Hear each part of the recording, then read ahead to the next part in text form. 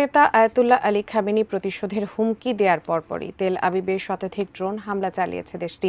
Israeli প্রতিরক্ষা বাহিনী iron ডোমের মাধ্যমে সেগুলো নিষ্ক্রিয় করার চেষ্টা করছে। তবে এই হামলায় ইসরায়েলের কোনো ক্ষয়ক্ষতির খবর পাওয়া যায়নি। এর আগে রাজধানীর তেহরানে ইসরায়েলের ক্ষেপণাস্ত্র ও ড্রোন হামলায় ইরানের সশস্ত্র বাহিনীর প্রধান, বিপ্লবী গার্ড প্রধান, 6 পরমাণু বিজ্ঞানী সহ 14 জন নিহত হয়েছেন। আরও জানাচ্ছেন সঞ্জিদা সিলভিয়া। ইসরায়েলের হামলার জবাবে প্রতিশোধমূলক পাল্টা আক্রমণ চালিয়েছে ইরান।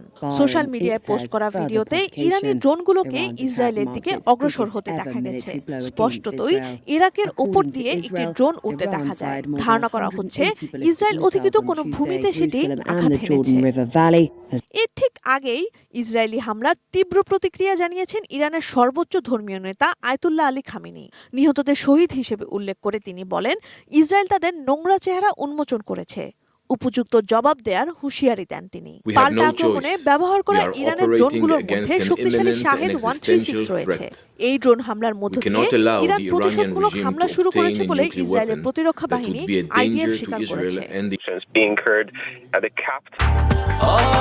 ব্রেকফাস্ট টিভি 200টি যুদ্ধবিমান অংশ নেয়, যেগুলো দেশটির ভেতরে প্রায় 100টি লক্ষ্য বস্তুতে আঘাত হানে বলে দাবি তেল আবিবের।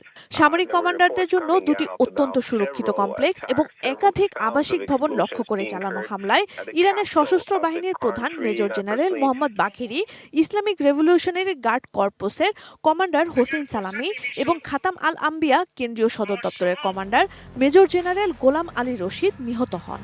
মৃত্যু হয়েছে পরমাণু বিজ্ঞানী মোহাম্মদ মেহেদি তেহরানচি এবং ফেরদুন আব্বাসি সহ 6 পরমাণু বিজ্ঞানী।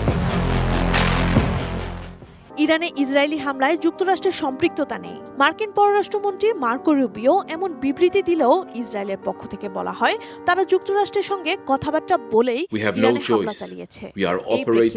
যুক্তরাষ্ট্রের প্রেসিডেন্ট ডোনাল্ড ট্রাম্প অবশ্য স্বীকার করেছেন ইসরায়েলের এই হামলা সম্পর্কে তিনি অবগত ছিলেন। তবে তারা এই হামলার সঙ্গে জড়িত নয়।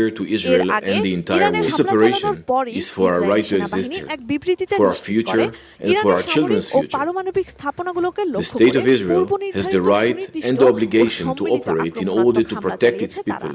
দেশটির প্রধানমন্ত্রী বেনিয়ামিন নেতানিয়াহু বলেন, লক্ষ্য পূরণ না হওয়া পর্যন্ত ইরানের উপর এই অভিযান যতদিন প্রয়োজন অব্যাহত থাকবে।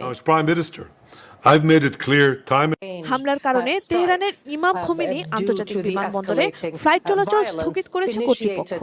অন্যদিকে পাল্টা হামলার আশঙ্কায় দেশটিতে জরুরি অবস্থা জারি করেছে ইসরায়েল।